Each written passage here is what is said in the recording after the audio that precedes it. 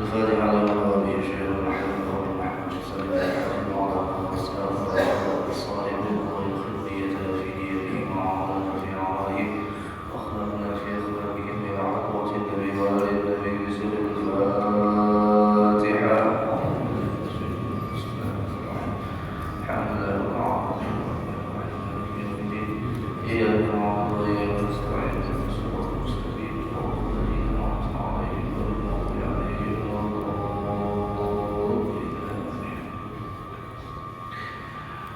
السلام عليكم ورحمة الله وبركاته. الحمد لله الذي هدانا لهذا وما كنا لنهتدي لولا أن هدانا الله. أشهد أن لا إله إلا الله وحده لا شريك له وأشهد أن سيدنا ونبينا محمدا عبده ورسوله الذي لا نبي بعده. اللهم صل وسلم وبارك على سيدنا محمد.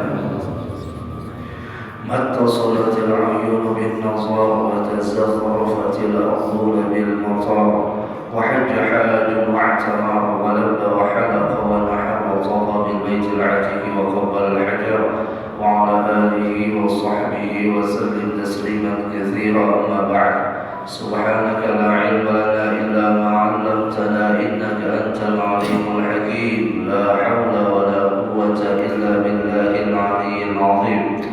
نوينا التعلم والتعليم والتذكر والتذكير والنفع والانتفاع والإفادة والاستفادة والحث على التمسك بكتاب الله وسنة رسول الله صلى الله عليه وسلم والدعاء إلى الهدى والدلالة على الخير ابتغاء وجه الله مرضاته وقربه وثوابه.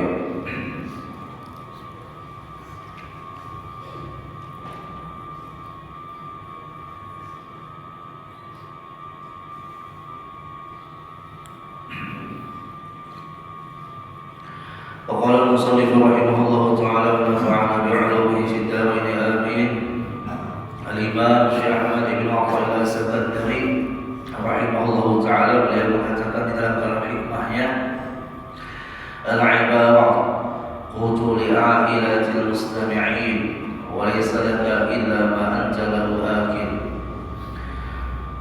Al-ibadah, uraian kalimat daripada itu nasihat adalah merupakan qutun. Apa itu qutun? Makanan. Li'ailatil mustami'in, bagi para pendengar sejatinya ilmu. Walaysa laka, dan tidaklah bagimu, walaysa laka, tidaklah bagimu mendapatkan daripada itu ilmu, daripada itu makanan, illa ma anta lahu akil, kecuali apa-apa yang engkau cocok memakannya. Artinya yang kadang pas dengan makanan, dengan kadang pas dengan seleranya, maka makanan itu kadang mau masuk ke dalam awaknya. Nah, ibarat ilmu nasihat itu merupakan makanan bagi orang-orang yang mendengarkan ilmu. Diumpamakan makanan sudah dapat kita pahami bahwa kalau jasmani saja tidak diberi makan, maka jasmani akan lemah. Bukan saja lemah, bisa jadi tidak berdaya, tidak ada kekuatan secara lahiriah. Walaupun secara hakikat yang menguatkan adalah Allah. Namun Allah jadikan di makanan itu datangnya kekuatan. Nah, ibadah adalah merupakan makanan rohani. Rohani tidak akan sehat apabila tidak diberi makan. Dan makanan rohani adalah ibarat atau ilmu agama. Namun ada tahapan-tahapan dalam mengkonsumsi makanan rohani sebagaimana makanan jasmani. Anak kecil yang baru lahir kadang mungkin dia makan nasi. Ya, hanya lahir langsung dia suapi nasi, ya, bukannya menyehatkan, malah membuat itu bayi kesakitan. Karena belum cocok ia memakan nasi, belum pantas ia memakan nasi, belum mampu tubuhnya untuk mengkonsumsi nasi.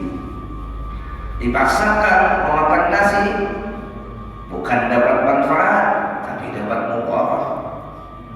Nah, kita begitu juga dalam memberi makan rohani. Rohani kita nih sampai di mana sudah usianya? Kalau masih kanak-kanak, masih kecil, jangan langsung diberi makanan-makanan yang tinggi, ilmu-ilmu yang tinggi, yang ada konslet. Ilmunya kada salah, tapi dirinya belum mampu mencerna ilmu itu. Dia memaksakan untuk mencernanya, maka memaksakannya itulah sebuah kesalahan. Contoh, ada satu pengajian khusus diadakan oleh seorang guru. Disebut khusus berarti yang boleh hadir di situ orang-orang yang sudah memiliki ilmu dasar, ilmu-ilmu yang sudah bisa menyampaikan kepada makanan yang lebih tinggi, arti menyampaikan menstatuskan keadaannya kepada keadaan yang lebih tinggi, umurnya sudah pas untuk memakan ilmu itu.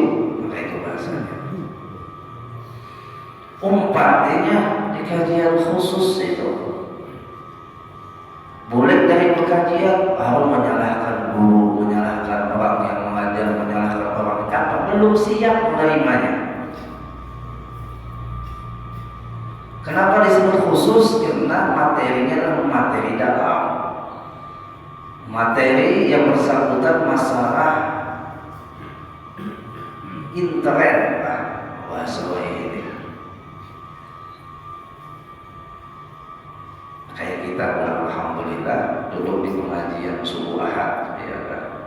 Almarhum Abu yang membuka kajian Futhul Arifin. Tentunya sebelum kajian ini, Sidin sudah menyajikan kajian yang di bawah pada ini. Pada mungkin Sidin menyajikan kajian yang tinggi lalu menurun, kan mungkin. Dulunya sebelum Futhul Arifin, apa?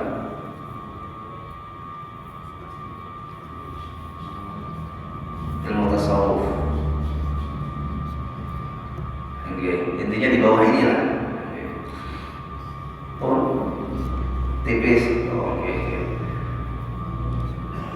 Intinya biar bisa menerima ini ilmu, karena sebelumnya sudah biar mendapatkan ilmu yang di bawah ini, makanan yang di bawah ini.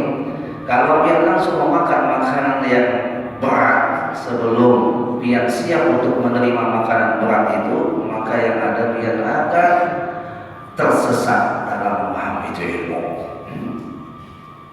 Kita ambil contoh aja. Al-Habib Hasan bin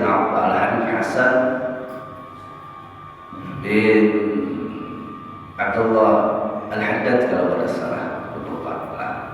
Yang jelas Sidin ini keturunan dari Al-Habib Abdullah bin Alawi Al-Haddad, Sahib Waqib. Itu satu ketika didatangi oleh seseorang yang ingin curhat lawan Sidin,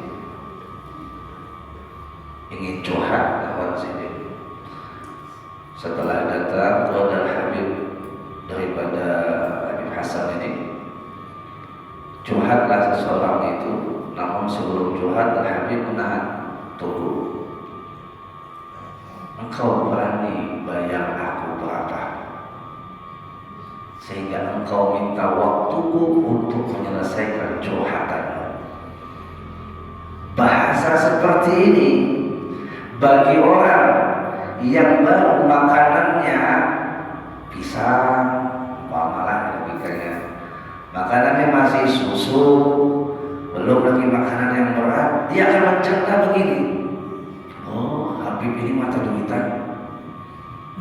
Habib ini bikin tarif, masa curhat saja Sidin minta duit. Lalu Habib ini mengatakan, wahai fulan, aku mengatakan itu bukan berarti aku menginginkan hartamu, tapi aku mengatakan itu waktuku lebih mahal daripada hartamu. Nah, cara memahami beda. Bagi orang yang belum siap menerima perkataan-perkataan yang berat, ya, dia akan langsung mengejar, langsung menyalahkan kepada itu Habib. Padahal maksud ini bukan itu. Akhirnya orang tadi mengatakan, wahai Habib, maafkan saya hanya cuma ingin curhat. Kata Habib, kalau kau pengen curhat denganku, yang curhat itu mendatangkan kemanfaatan bagiku dan bagimu, silakan kau curhat. Tapi kalau hanya curhat yang tidak mendatangkan kemanfaatan bagiku dan bagimu, jangan. Hanya membuang-buang waktuku saja. Hanya membuang-buang waktuku saja. Karena bagiku waktu adalah yang paling mahal di dalam perjalananku. Waktu adalah hal yang paling mahal, lebih mahal daripada harta. Harta kalau hilang masih bisa dicari, tapi kalau waktu terbuang tidak bisa kembali lagi. Jelas sudah kita dapat memahami bahwa waktu memang mahal. Kayak Pian duduk di sini, nah, inilah duduknya Pian dengan menghargai waktu yang mahal bagi Pian. Kadang Pian sia-siakan kalau Pian ngerti waktu itu mahal.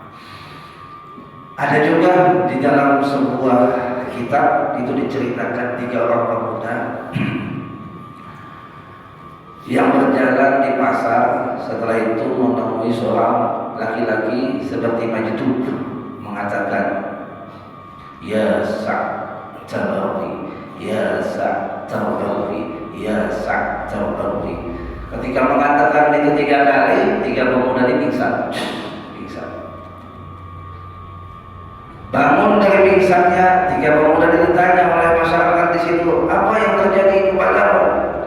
Pemuda yang satu, aku tak sanggup menahan kalimat yang diucapkan oleh laki-laki yang Majdub tadi. Apa yang dikatakannya? Pemuda satu menjawab, yang dikatakannya adalah Is'a'tarabirwi. Apa Is'a'tarabirwi? Segeralah, giatlah, niscaya engkau akan melihat karunia Tuhan. Karunia yaitu Allah. Is'a'tarabirwi, segeralah, giatlah dalam bermujahadah, dalam beribadah, niscaya engkau melihat karuniaku. Pemuda yang kedua ditanya, apa yang membuatmu pingsan? Aku tak kuasa menahan kalimat yang diucapkan oleh Majdub tadi. Apa yang diucapkannya? As-sa'tarabirwi. Beda sudah. Padahal kalimat yang disampaikan oleh si Majdub itu satu kalimat yang ya Sa'tarabirwi. Yang satu Is'a'tarabirwi, yang kedua As-sa'tarabirwi. Sekaranglah waktumu untuk melihat karuniaku. Pemuda yang ketiga ditanya, apa yang membuatmu pingsan? Dijawab, aku tak kuasa menahan kalimat yang diucapkan oleh Majdub tadi. Apa kalimat yang diucapkannya? Ma'ausa'tarabirwi. Beda pula. Ma'ausa'tarabirwi. Tidak ada yang luas di dunia ini kecuali engkau melihat daripada kebaikanmu. Artinya akan luas engkau akan melihat daripada karuniamu. 3 persepsi yang berbeda. Dengan satu kalimat yang disampaikan oleh si Majdub menandakan bahwa rohaninya dalam mencerna ilmu itu tingkatannya beda-beda. Yang satu mengatakan Is'a'tarabirwi karena rohaninya masih hanya sampai pada ranah pandangan fikih, pandangan syariat, ibadah. Yang satu As-sa'tarabirwi, sekaranglah kau melihat karunia daripadaku. sudut pandangnya atau rohaninya. Keadaan itu rohani memandang pada pandangan tauhid, di makanan tauhid. Yang satu, yang ketiga, ma'au sa'tarabilwi, pandangan adalah pandangan tasawuf. Tidak ada yang luas di dunia ini kecuali pemberian Tuhanku. Padahal kalimatnya satu, tapi karena rohaninya berbeda usia, berbeda kapasitas, sehingga cara mencerna ilmu itu pun berbeda. Oleh hal itu, Bapak Ibu, ketika kita itu diajak menuntut ilmu, perhatikan dulu kondisi kita. Punya kajian yang tinggi, jangan dulu masuk ke situ. Cari kajian yang rendah. Kebanyakan kita, ini Masya Allah, banyak masyarakat apa bukan kajiannya? Kajiannya Ustaz, amal ma'rifat. Sudah nggak belajar syariat? Fikih sudahlah, sembahyang sudahlah, rukun-rukunnya dipahami. Belum. Kenapa belajar itu dahulu? Kalau bina rohaninya belum siap menerima makanan ma'rifat, akhirnya talibat. Jadi ada rentetannya Bapak Ibu. Umpama yang sudah belajar juga ilmu fikih, ilmu tauhid, ilmu tasawuf, fikihnya kita apa? Tauhidnya kita apa? Tasawufnya kita apa yang sudah biar belajar. Kalau biar anak-anak santri di pondok pesantren, ini masuk pondok pesantren karena langsung belajar ilmu fikih minhaj, tidak langsung belajar kitab Fathul Mu'in, mulai bawah dulu fikihnya.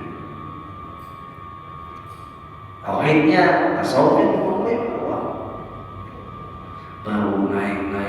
Nahwu juga begitu, sharaf juga begitu, dari jurumiyah sampai kawaki, sampai qatul nada, naik lagi ke alfiyah. Kadang-kadang langsung masuk di pondok belajar alfiyah, konslet. Jadi Bapak Ibu jamaah rahimakumullah wa ta'ala, kita itu kadang-kadang di bawah nafsu untuk mendapatkan ilmu yang mana kita tuh belum siap untuk menerima itu. Arti belum siap itu bukan karena pantas kita menerima, belum lagi kita menjajaki makanan yang di bawahnya, belum lagi kita menyatapi makanan yang di bawahnya, langsung aja melunjak. Karena kata beliau, wa laisa laka illa ma anta lahu akil. Tidaklah kamu mendapatkan daripada itu makanan kecuali engkau layak untuk memakannya.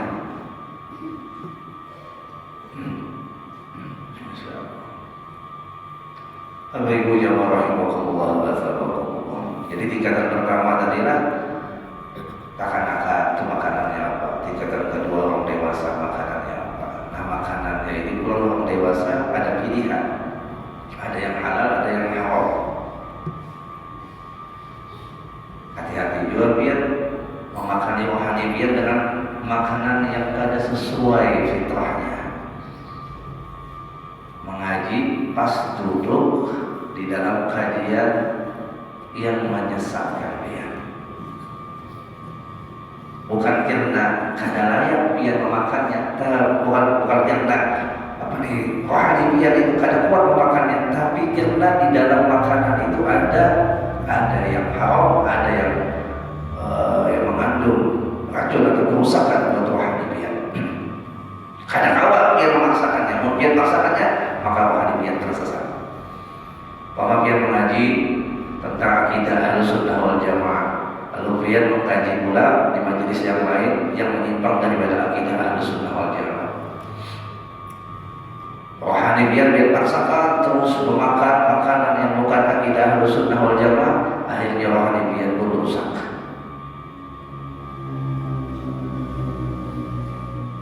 Pahami rohani kita tuh makannya apa, ini umurnya cocoknya makanannya apa. Oh ini sudah dewasa, berarti makanannya adalah nasi umpama, makanannya sudah yang berat, tapi yang beratnya kayak yang halal.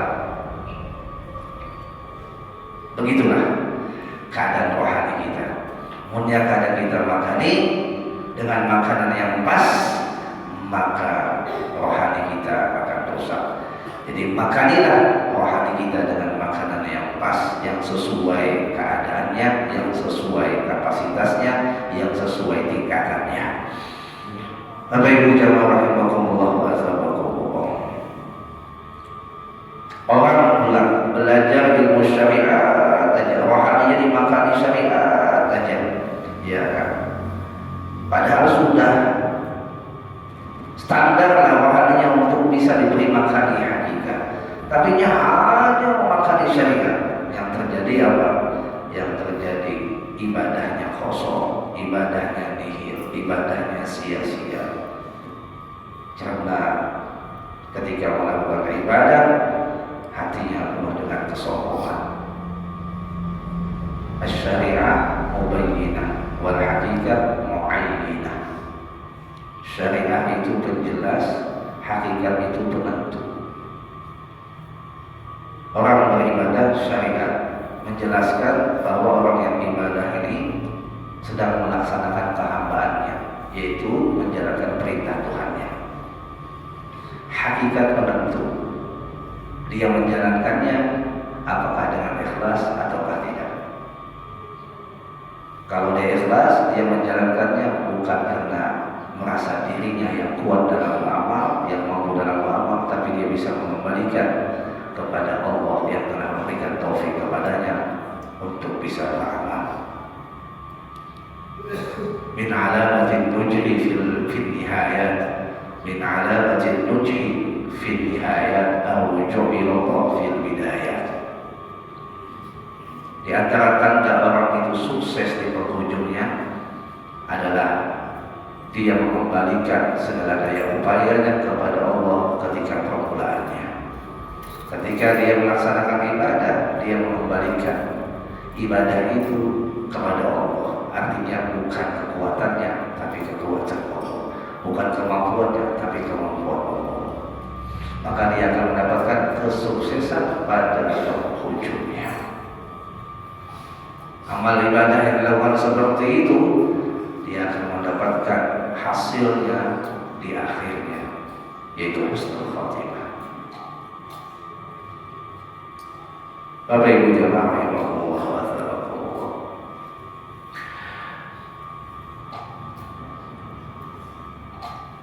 Tuntut ilmu, kaji ilmu, datangi majelis ilmu, karena roh kita perlu itu. Itu dulu secara intinya. Habis itu sesuaikan roh kita, makanannya apa. Kalau tauhid, tauhidnya tingkatannya apa.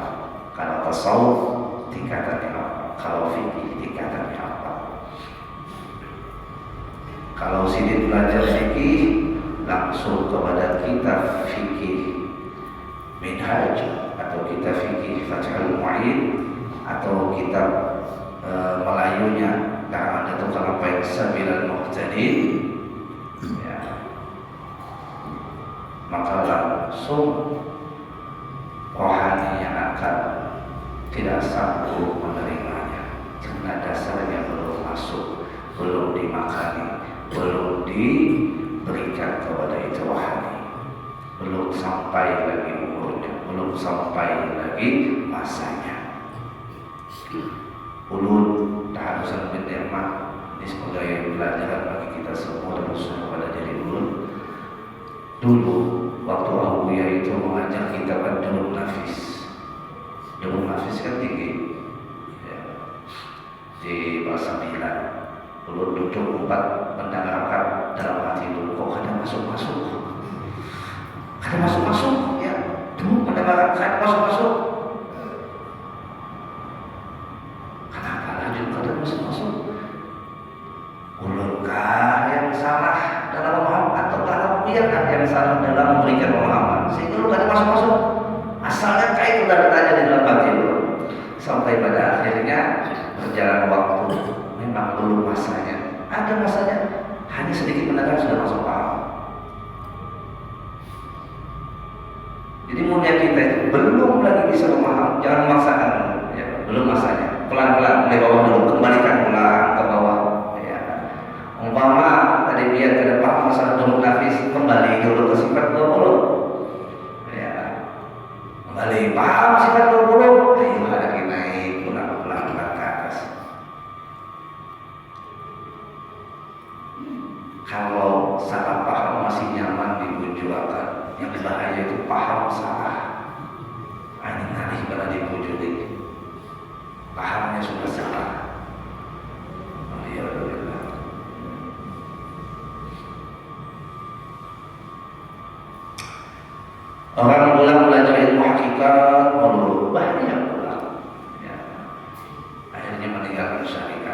Jadi intinya ya dari syariat hakikat itu adalah makanan rohani yang harus dilengkapi di dalam perjalanan kehidupan ini.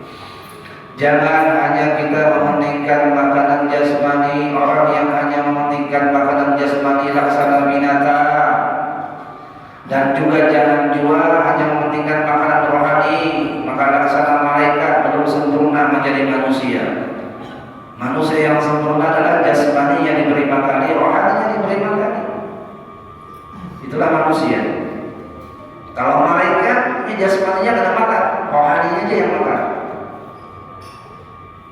Sedangkan kita kadang tahu kayak malaikat, karena kita butuh yang namanya makanan. Di mana butuh itu ada, perlunya kita dengan makanan itu di mana ada? Karena Allah yang buat di dalam diri kita untuk membutuhkan itu makanan. Allah yang buat kita itu untuk butuh kepada makanan. Ya, arti butuh itu memberikan jasmani ini dengan kekuatan dari makanan. Artinya kekuatan jasmani Allah jadikan dari makanan. Walaupun pada hakikatnya kembali, nah ini mainnya hati pula.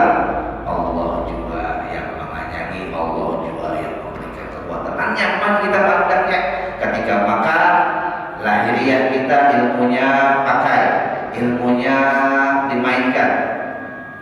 Pakai tangan kanan, baca bismillah, yang dimakan pula makanan yang halal. Namun kita memakan makanan yang haram, biar ibadahnya banyak, biar sholatnya banyak, puasanya banyak, sedekahnya banyak, la yaqbalullah, Allah kadang menerima semua amalnya yang mana ia memakan makanan yang haram. Selagi makanan yang haram dikonsumsinya, amalnya kada diterima. Perhatikan pula makanan jasmani, jangan asal takut, asal sehat saja, yang penting sehat. Yang menurut ukuran vitaminnya ada vitamin A, vitamin B, vitamin C dan seterusnya. Tapi kada memperhatikan sumber makanan itu apakah halal atau haram. Pun yang takut berait, halal lantas haram dimakan, maka amal ibadahnya rusak, tidak diterima. Rohani pun juga begitu. Ketika kita ingin mendapatkan makanan rohani, datang ke majelis ilmu, bahagia orang yang berilmu, bahagia orang yang soleh. Nah, majelis ilmunya pula sesuaikan dengan komposisi rohani biar, itu sesuaikan pula apakah makanan rohaninya itu pas, halal kah, haram kah. Maunya haram, artinya haram, ilmunya sesat, jangan datangi, jangan diambil, jangan ditakut. Rohani biar akan rusak.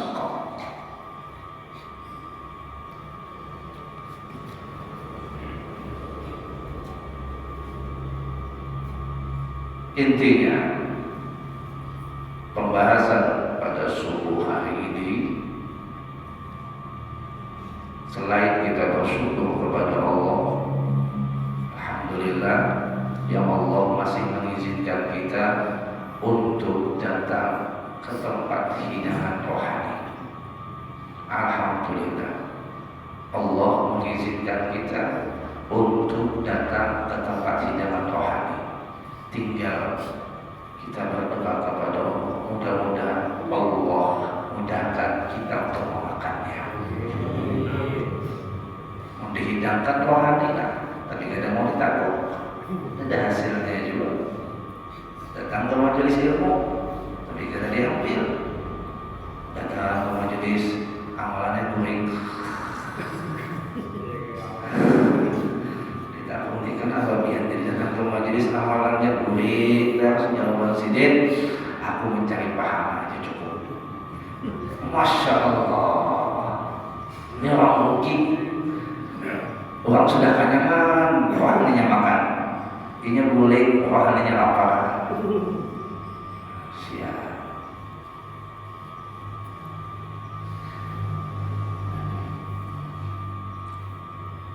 Bapak Ibu jemaah rahimahullah wa astaghfirullah, sebagai penutup, karena sebentar lagi kita akan memasuki hari hari-hari istimewa, yaitu 10 awal Dzulhijjah, yang Nabi pernah memberikan kabar gembira kepada kita untuk memperdapati hari-hari tersebut dengan amal saleh agar kita mendapatkan cinta spesial dari Allah. Ujar Nabi, "Ma min ayyam al-amal salih fiha ahabbu ila Allah min hadhihi al-ayyam, yani ayyam al-'ashr." Tidaklah hari-hari di mana hamba Allah itu beramal saleh terlebih Allah cintai daripada hari-hari ini, yaitu yani ayyam al-'ashr, hari di 10 awal Dzulhijjah. Allah terlebih cinta kepada orang yang beramal saleh di hari-hari 10 awal Dzulhijjah. Kalau di luar 10 Dzulhijjah dia beramal saleh, Allah cinta, tapi masih umum sifatnya. Tapi kalau dia beramal saleh di 10 awal Dzulhijjah, Allah akan berikan cinta spesialnya. Sahabat pun bertanya kepada Nabi, "Wal jihad fi sabilillah, bagaimana pahala jihad fi sabilillah? Apakah juga dikalahkan oleh orang yang beramal saleh di 10 awal Dzulhijjah?" Jawab Nabi, "Wal jihad fi sabilillah." Jihad fi sabilillah dikalahkan oleh orang yang beramal saleh di 10 awal Dzulhijjah. Pahalanya masih golongan orang yang beramal saleh di 10 awal Dzulhijjah. Illa rajulun kharaja bi nafsihi wa malihi wa yarji' min dzalika bi syai'.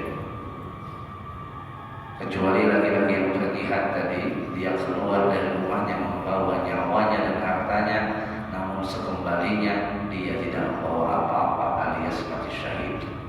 Nah, mati syahidnya baru bisa mengalahkan pahala orang yang beramal saleh di 10 awal Dzulhijjah. Kanu yu'azzimuna 13 dulu ulama-ulama kita yang amilin itu mengagungkan, memuliakan 3 dari 10 hari. 1, al-ashrul akhir min Ramadan, yaitu 10 akhir daripada Ramadan, 10 hari di akhir Ramadan. Yang kedua, al-ashrul awal fi Dzulhijjah atau min Dzulhijjah, 10 awal daripada bulan Dzulhijjah. Yang ketiga, al-ashrul awal min al-Muharram, 10 awal daripada bulan Muharram. 3 10 ini itu mereka para ulama-ulama yang amil kadang mau menyia-nyiakan dengan dawian yang sia-sia. Kayak dia berdagang, cerdas dia dalam menentukan waktu yang pas dalam berdagang, pastinya dia akan mendapatkan untung yang lebih banyak. Ujar si berdagang, "Nah, ini musim orang liburan, malam ini ada acara di Masjid Baitur Rahman Tabligh Akbar." Ujar Rubuhan, penjual topol cocok nih. Nah, ya, ini sudah mengatur strategi berdagang yang menguntungkan. Waktunya dilihatnya, tempatnya pun dilihatnya. Di mana yang strategis waktunya untuk berdagang, di mana juga tempat yang strategis untuk yang berdagang. Waktunya dilihat, tempatnya dilihat. Itu pedagang cerdas. Kayak itu juga kita, mukmin yang cerdas, dia akan melihat, oh sebentar lagi kita akan sampai di waktu-waktu istimewa, hari-hari istimewa, karena status pahala ditingkatkan. Kita tarik dalam bahasa hakikat supaya jangan mubayyinah aja, jelas bahwa kita menjalankan ibadah, beramal saleh, menunjukkan kita memuliakan apa yang dimuliakan oleh Allah. Kita tarik kepada hakikat bahwasanya orang yang dimuliakan Allah adalah orang yang dikehendakinya, bukan kita yang menghendakinya. Kita tarik Munya kita kau beramal soleh, orang itu kau beramal soleh, berarti Allah menghendaki orang itu mendapatkan cinta spesialnya. Cinta spesial siapa? Cinta spesial Allah. Wallahu yudha'ifu liman yasha, dan Allah melipat gandakan pahala bagi siapa yang dikehendakinya, bukan kepada sembarang orang. Liman yasha, bagi orang yang dikehendaki Allah. Kemudian dikehendaki Allah mendapatkan pahala berlipat-lipat, maka di waktu-waktu istimewa itu Allah berikan taufik biar beramal soleh.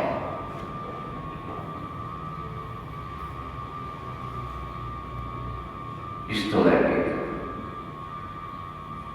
kita tarik pulang ke hakikat yang lebih dalam lagi. Beramal solehnya biar di hari-hari istimewa itu bukan karena dia mampu, bukan karena dia kuat, bukan karena kehendak dia, tapi yakhtassu bi rahmatihi man yasha. Allah mengkhususkan rahmatnya bagi siapa yang dikehendakinya. Kenapa Siddiq Obama?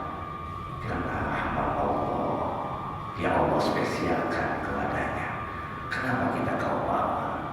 Karena rahmat Allah, bukan karena kemampuan kita. Jadi beramal solehnya sebagai mubayyinah bahwasanya kita ini menjalankan syariat. Lalu kita tarik hati kita kepada hakikat muayyinah, menentu daripada amal kita itu menjadi berkualitas, diterima di sisi Allah dan menjadi amal yang paripurna, amal yang top ketika dia mendudukan ibadahnya bukan karena kemampuannya, tapi karena rahmat Allah, karena taufik Allah, karena limpah karunia Allah.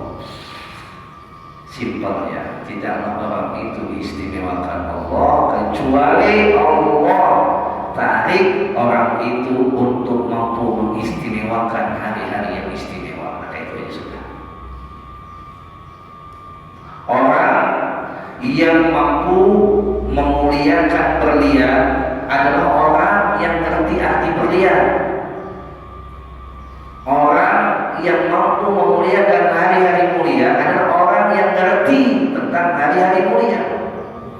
Tapi sebaliknya, orang yang kadang ngerti berlian, ya buang aja. Karena disimpannya, julungnya pulang tak-takan, ambil hak kesan mainan. Ya kadang ngerti. Sapi itu, julungnya intan berlian emas. Dada ini beliau, tapi julungnya rumput. Beliau kenapa? Karena otaknya sapi hanya pada rumput. Sudut pandang sapi, kegemarannya hanya pada rumput. Pemahaman sapi, rumput itu yang paling bernilai. Ada orang yang lebih memuliakan hari ulang tahunnya, lebih memuliakan hari ulang tahun perkawinannya, lebih memuliakan hari sejarahnya, tapi lupa dengan hari-hari yang dimuliakan Allah. Sama tuh, kalau orang tuanya mengadakan perayaan ulang tahunnya besar-besar, ya habis-habisan ya Pak. Sedekah juga alhamdulillah bagus, tapi sedekahnya karena ulang tahunnya. Ya. Sama tuh seperti sapi, ukurannya hanya memikirkan kegemarannya. Sampai di situ saja kapasitas pemahaman akan hari yang mulia. Kalau sudah bersandar dengan dirinya baru mulia. Kalau kada bersandar dengan dirinya kada mulia. Ini sama seperti sapi tadi. Ingat Bapak Ibu, sebentar lagi kita akan masuk di hari-hari mulia itu. Itu 10 awal Dzulhijjah, masuknya kapan? Malam Selasa, insya Allah. Kalau dilihat kalender itu malam Selasa. Sambut hari-hari tersebut.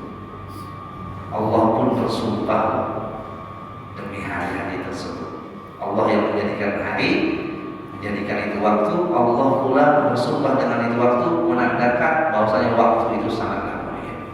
Di dalam Al-Quran disebutkan wal fajr wa layalin 'ashr, demi fajar ya Allah.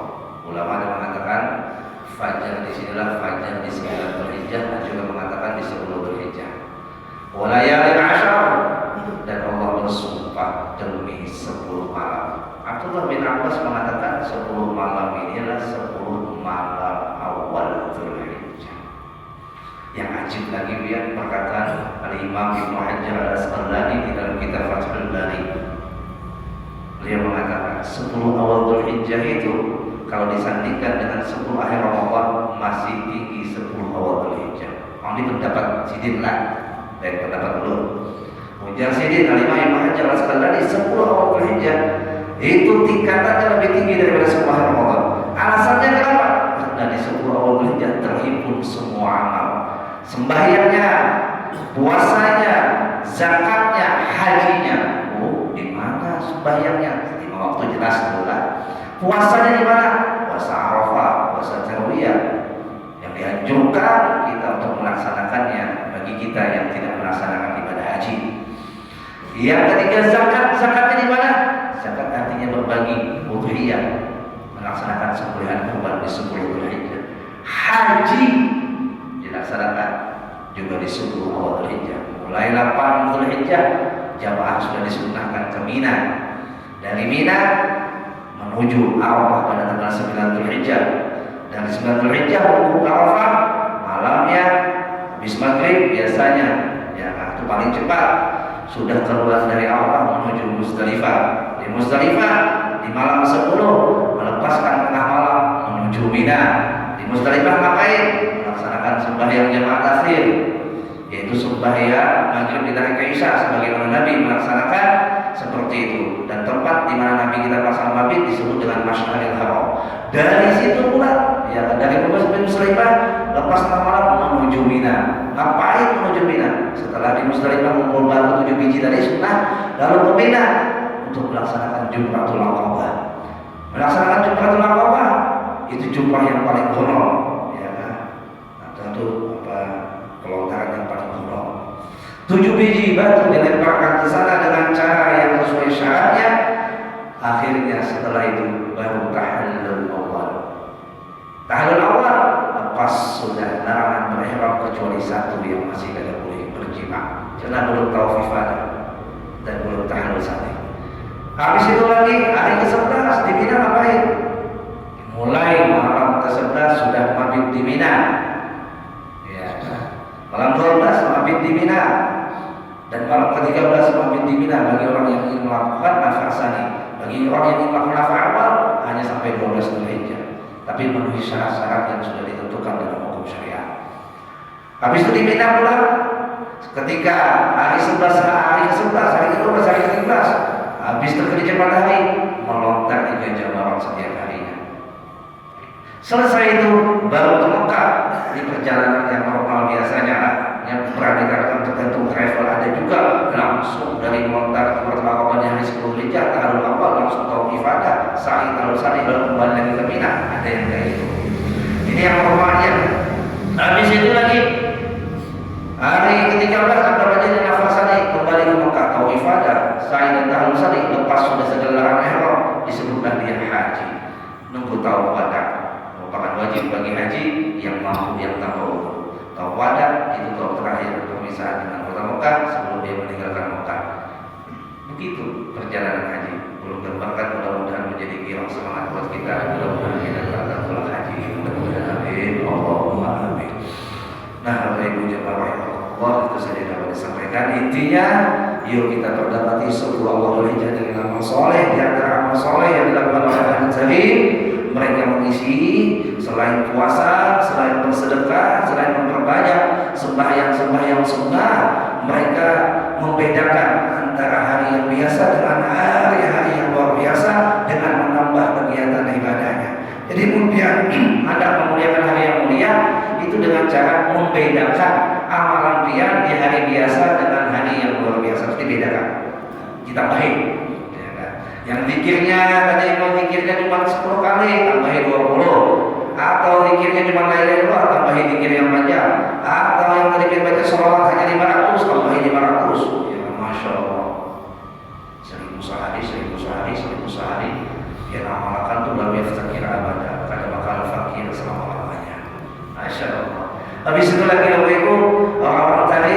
itu ketika masuk malam 1 Dzulhijjah sampai malam 10 Dzulhijjah mereka berzikir dengan zikir la ilaha illallah adada layali wat tur, la ilaha illallah adada layali wasyuhur, la ilaha illallah adada amwajil buhur, la ilaha illallah adada adhafil wujur, la ilaha illallah adada qatril matar, la ilaha illallah adada warqi syajar, la ilaha illallah adada ratibal hajar, la ilaha illallah adada syahri wal qamar, dan seterusnya sampai habis.